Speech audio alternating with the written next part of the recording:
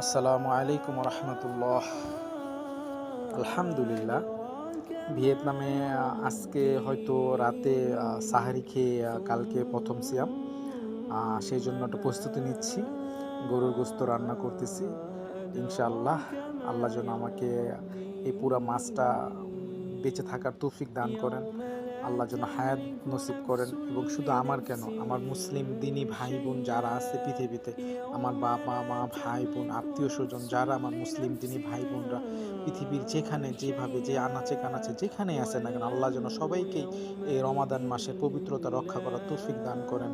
এবং কি আল্লাহ যেন সবাইকে রমাদানের পবিত্রতা বজায় রেখে রমাদান মাসের প্রতি সম্মান রেখে আল্লাহ যেন সবাইকে এই সিয়াম পালন করার তৌফিক দান করেন, আমিন।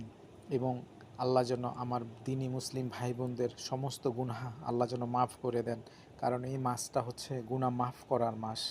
আর রাসূল সাল্লাল্লাহু আলাইহি ওয়াসাল্লাম বলেন যে এই মাস পেয়ে নিজের গুনাহকে ক্ষমা করাইতে পারলো না, তার মতো বদনসিব পোড়া কপাল আর যেন কারো না হয়।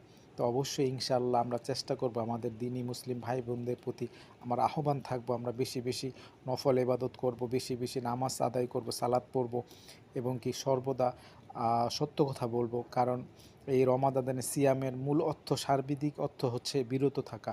রোজা মানে উপবাস থাকা, আর সিয়াম মানে বিরত থাকা।